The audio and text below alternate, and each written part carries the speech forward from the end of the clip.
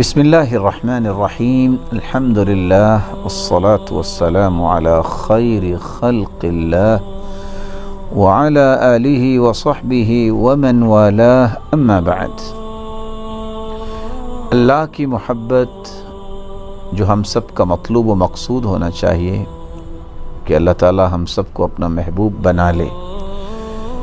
محبوب بننے کے لیے اور اللہ کی محبت حاصل کرنے کے لیے پچھلے پروگرام میں ہم نے بیان کیا کہ نماز کو اس کے وقت پہ ادا کرنا یہ عمل ایسا مبارک عمل ہے جس سے انسان اللہ کا محبوب بنتا ہے۔ عبداللہ ابن مسعود رضی اللہ تعالیٰ عنہ نے سوال کیا تھا، یا رسول اللہ صلی اللہ علیہ وسلم ای العمل احب الی اللہ، کون سا عمل سب سے محبوب ہے اللہ کے ہاں؟ تو جواب دیا الصلاۃ علی وقتہا۔ پھر پوچھا پھر کون سا؟ قال بر الوالدین، والدین کے ساتھ نیکی کرنا۔ والدین اللہ تعالیٰ کی ایسی نعمت ہے جو انسان کو دنیا میں ایک مرتبہ ملتی ہے۔ اللہ تعالیٰ نے جہاں بھی اپنا تذکرہ کیا ہے اپنے پیغمبر کا تذکرہ کیا ہے، اطیعوا اللہ و اطیعوا الرسول، اللہ کی اطاعت کرو اور اس کے رسول کی اطاعت کرو۔ وَأَطِيعُوا اللَّهَ وَالرَّسُولِ، اللہ کی اطاعت کرو اور رسول اور پیغمبر کی اطاعت کرو۔ لیکن جہاں اللہ تعالیٰ نے فیصلہ دیا ہے، وہ فیصلہ کیا دیا ہے؟ وہ سمجھنے والا ہے اور سننے والا ہے۔ وَقَضَى رَبُّكَ أَلَّا تَعْبُدُوا إِلَّا إِيَّاهُ، تیرے رب کا فیصلہ یہ ہے کہ تم اگر عبادت کرو تو اپنے رب کی، وَبِالْوَالِدَيْنِ إِحْسَانًا، اور اگر دنیا میں کسی کے ساتھ احسان کرنا ہے تو سب سے پہلے حق ہے تو والدین کا حق ہے۔ آپ کی پریارٹیز جو ہے ان میں ٹاپ پریارٹی کس کو ہونی چاہیے؟ ماں اور باپ کو، ان کے ساتھ احسان کیا جائے۔ رسول اکرم صلی اللہ علیہ وسلم سے ایک سوال کرنے والے نے سوال کیا، اور یہ روایت بھی صحیح بخاری اور مسلم کی روایت ہے۔ رسول اکرم صلی اللہ علیہ وسلم سے سوال کرنے والا سوال کرتا ہے کہ کون سا ایسا انسان ہے جس کے ساتھ میں سب سے زیادہ حسن سلوک کروں؟ تو رسول اکرم صلی اللہ علیہ وسلم نے فرمایا امک، من احسن الناس صحبتاً، رسول اکرم صلی اللہ علیہ وسلم سے صحابی سوال کرتے ہیں اور یہ روایت صحیح بخاری اور صحیح مسلم کی ہے کہ مجھے یہ بتائیے کہ میرے احسان کا سب سے زیادہ حقدار کون ہے؟ تو رسول اکرم صلی اللہ علیہ وسلم نے فرمایا امک، آپ کی والدہ گرامی۔ قلت ثم من، پھر کون سا؟ قال امک، آپ کی والدہ گرامی۔ قلت ثم من، پھر کون سا؟ آپ نے فرمایا امک، آپ کی والدہ گرامی۔ میں نے چوتھی مرتبہ سوال کیا قلت ثم من، پھر کون سا؟ تو آپ صلی اللہ علیہ وسلم نے فرمایا ابوک، آپ کے والد گرامی۔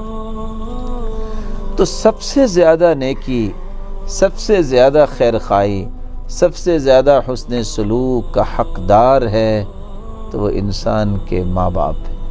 اور قرآن مجید بھی اس بات کی طرف اشارہ کر رہا ہے، اما یبلغن عندک الکبر احدہما او کلاہما، دونوں والدین میں سے اگر ایک یا دونوں بڑھاپے کو پہنچ جائیں فلا تقل لہما اف، عربی زبان کا یہ لفظ ہے اف، اور شاید کہ ہم اردو اور پنجابی جاننے والے بھی اس کو سمجھ سکتے ہیں کہ آج انسان بہت مہذب ہو اور کسی بات پہ اس نے تأسف، اس افسوس کرنا تو کیا کرتا ہے؟ اف۔ عربی زبان میں سب سے کم درجہ جو ڈانٹ کا ہے وہ اف ہے۔ رسول اکرم صلی اللہ علیہ وسلم نے جو والدہ کے بارے میں 3 درجات کا تذکرہ کیا ہے اور والد کے بارے میں ایک بات بیان کی ہے، اس ضمن میں 2 گزارشیں آپ کے سامنے رکھنا چاہوں گا۔ سب سے پہلے تو ان لوگوں کے لیے یہ خوبصورت جواب ہے جو کہتے ہیں کہ اسلام نے عورت کو حق نہیں دیا، اور اس صحیح بخاری اور صحیح مسلم کی روایت کی روشنی میں ایک دانش مند اور عقل مند یہ کہہ سکتا ہے کہ اسلام نے تو عورت کو 3 حق دیے ہیں اور مرد کو 1 حق دیا ہے۔ اور دوسری جو میں گزارش کرنا چاہتا ہوں کہ اصل راز کیا ہے؟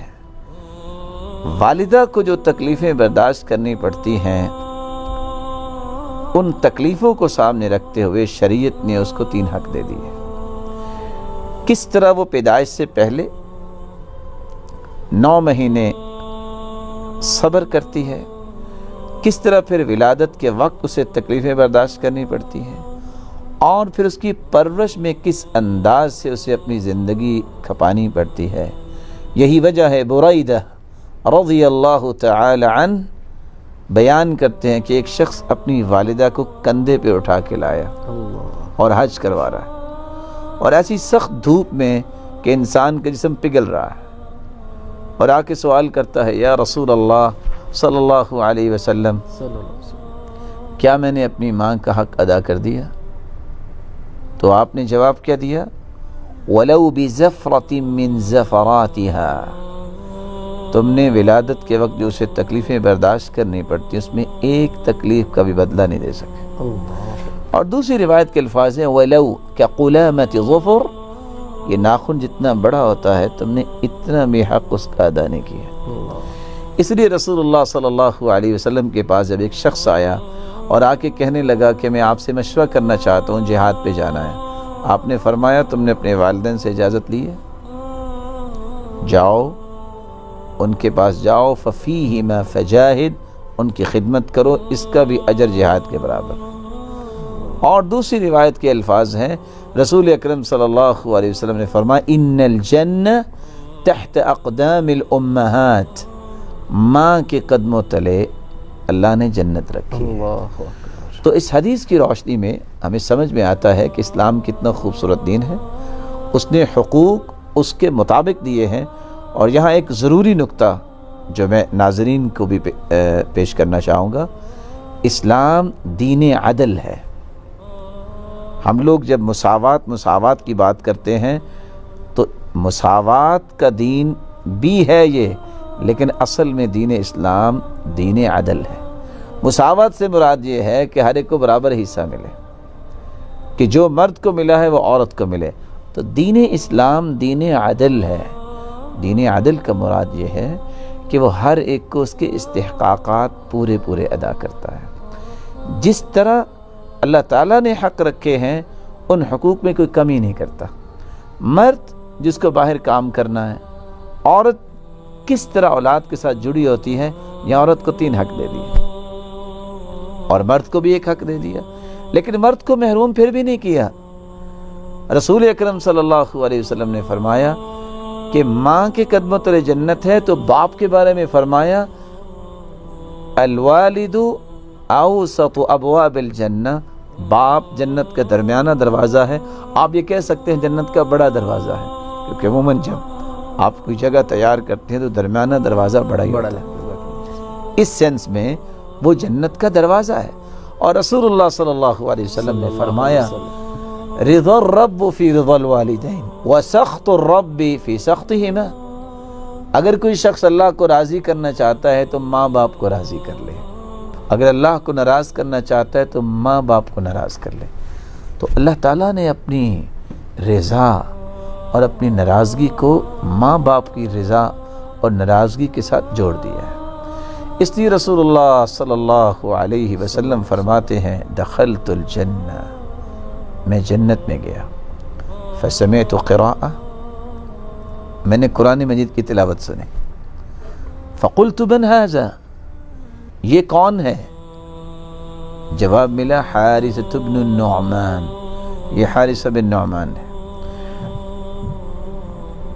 کذالکم البر کذالکم البر وکان ابر الناس بامہ، یہ نیک انسان ہے، روئے زمین پر اس سے بڑھ کے کوئی ماں کی خدمت کرنے والا نہیں۔ اللہ نے اس کا بدلہ کیا دیا؟ وہ زمین پہ بیٹھے قرآن پڑھتا ہے، اس کی تلاوت کی لذت سے جنتی محظوظ ہو رہے ہیں۔ تو اس لیے بر الوالدین، والدین کے ساتھ حسن سلوک کرنا اور والدین کے ساتھ نیکی کرنا، یہ اللہ کے ہاں پسندیدہ عمل ہے، اور اللہ تعالیٰ اس وجہ سے اس بندے سے محبت بھی کرتے ہیں اور اپنا محبوب بھی بناتے ہیں۔ قرآن مجید کی آیت بڑی خوبصورتی کے ساتھ ہمیں سمجھا رہی ہے کہ اگر دونوں میں سے ایک یا دونوں والدین بوڑھے ہو جائیں فلا تقل لهما اف، اور ساتھ کیا کہا ولا تنہرهما، ان کو ڈانٹیے نہیں۔ ڈانٹ کے جتنے درجات عربی زبان میں ہیں سب سے کم درجہ اف ہے۔ میں اس کی ایک مثال پیش کروں گا۔ گرمی کے موسم میں اگر ماں کہتی ہے، والدہ گرامی کہتی ہیں، بیٹا مہمان تشریف لائے ہیں اور ان کے لیے آپ یہ اور یہ اور یہ چیزیں لے کے آؤ۔ اوبیڈینٹ بچہ ہے اور وہ جاتا ہے سامان لے آتا ہے، والدہ گرامی کہتی ہیں بیٹا میں بھول گئی، دہی بھی لے کے آؤ۔ وہ اگر کھڑا کھڑا کہتا ہے اف، دوبارہ جاؤ، یہ اف کہنا بھی اس کے لیے جائز نہیں ہے۔ وَلَا تَنْهَرْهُمَا، اور اسے ڈانٹنا تو بالکل جائز نہیں ہے۔ وَقُلْ لَهُمَا قَوْلًا كَرِيمًا، اور ان کو عزت والی بات کہو، ان کی عزت نفس بھی خراب نہ ہو۔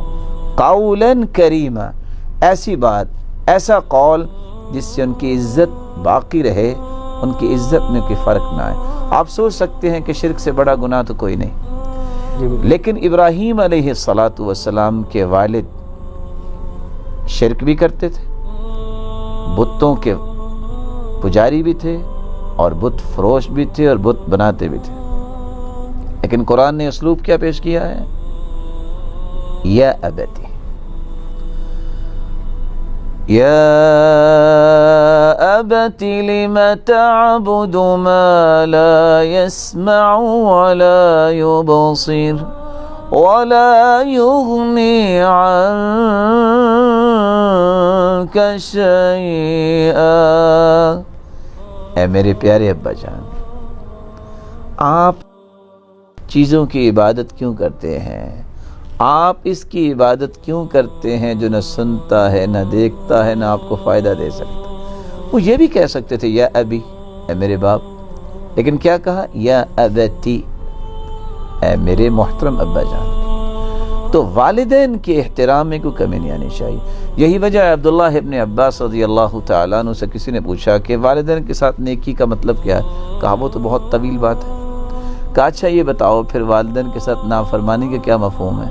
کہا وہ بھی طویل ہے، لیکن ایک بات بتا دیتا ہوں۔ لو ان الولد، اگر بیٹا وقف بجانب والدی، اپنے باپ کے ساتھ کھڑا ہوا، ثم نفض ثوبہ، پھر اپنے کپڑے کو جھاڑتا ہے، فطار الغبار علیہ، اور گرد اڑ کے باپ پہ چلی جاتی ہے، کتب عند اللہ عاقا، یہ اللہ کے ہاں بچہ نافرمان لکھا جاتا ہے۔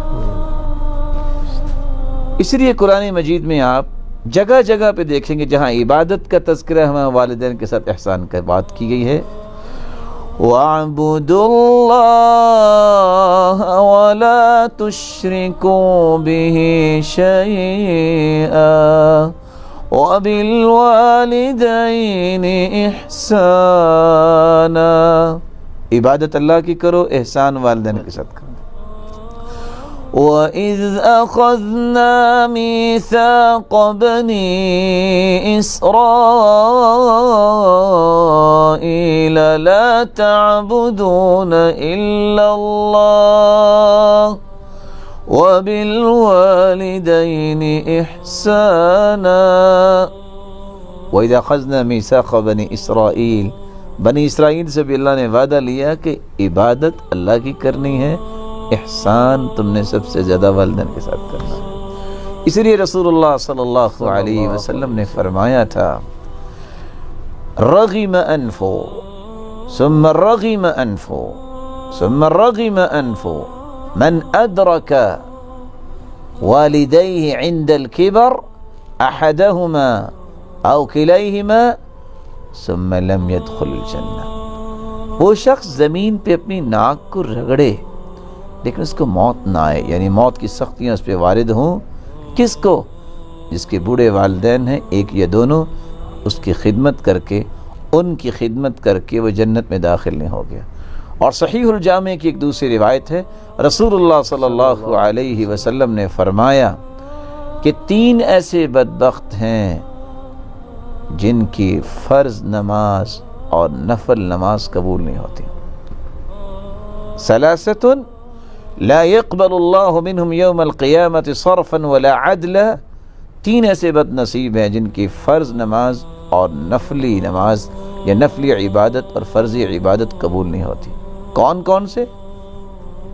العاق، والدین کے نافرمان، والمنان، نیکی کر کے احسان جتلانے والا، ومکذب بالقدر، اور تقدیر کو جھٹلانے والا. اور ایک تیسری روایت صحیح الجامع کی ہے، رسول اللہ صلی اللہ علیہ وسلم نے فرمایا ثلاثۃ قد حرم اللہ علیہم الجنہ. 3 ایسے بد نصیب ہیں اگر وہ توبہ نہیں کرتے تو ان پہ جنت حرام ہے. کون کون سے لوگ؟ مدمن الخمر، شرابی، والعاق، والدین کا نافرمان، والدیوس الذی یقر فی اہلہ الخبث، ایسا انسان جس کے اندر غیرت نہیں ہے، اس کے گھر میں حیاسوز واقعات، مناظر اور پہلو ہیں اور اس کو پریشانی کوئی نہیں ہے. تو رسول اکرم صلی اللہ علیہ وسلم نے اس حدیث کے اندر جو صحیح بخاری اور صحیح مسلم کی روایت ہے بیان کیا ہے کہ اللہ کا محبوب بننے کے لیے، اللہ کی محبت کو حاصل کرنے کے لیے والدین کے ساتھ نیکی کی جائے.